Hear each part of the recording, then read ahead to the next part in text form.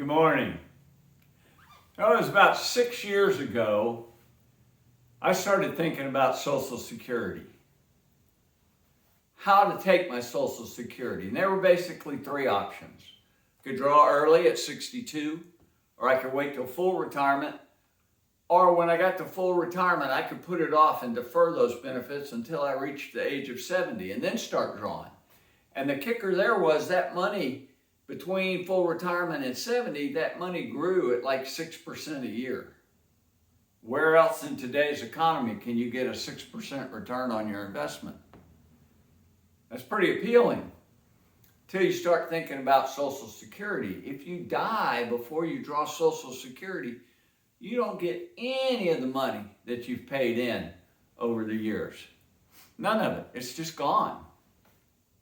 Well, I did a break-even analysis on it, being an accountant, and figured out that it's about 12 years for me to break even on it if I deferred to age 70 to start drawing. Well, 12 years on to 70, that means I'd be 82 before I broke even on Social Security, as opposed to just taking it at the full retirement age.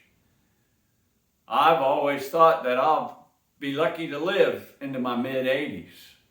Anything above that will just be pure gravy, but I've got a heart condition. I'm diabetic. I have high blood pressure.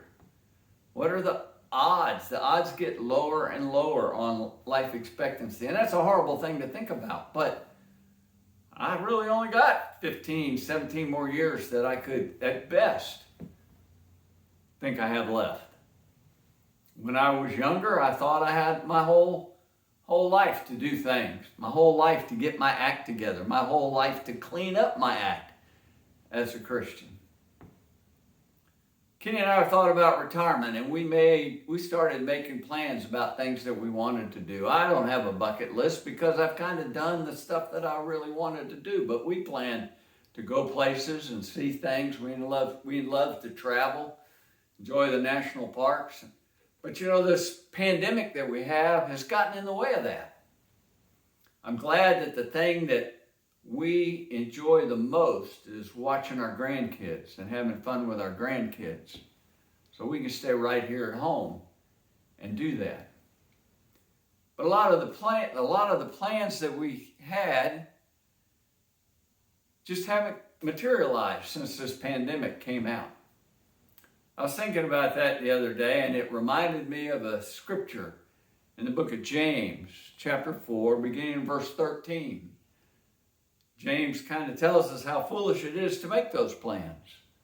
Verse 13 reads, "Now listen, you who say that today or tomorrow we will go to this or that city, spend a year there, carry on business, and make money. Well, you do not even know what will happen tomorrow. What is your life?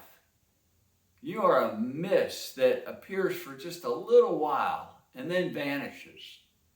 Instead, you ought to say, if it is the Lord's will, we will live and do this or that.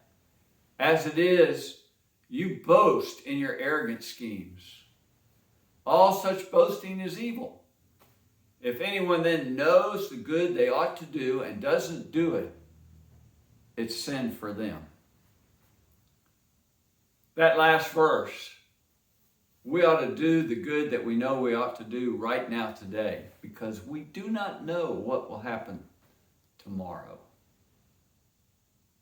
Be safe. Stay well out there.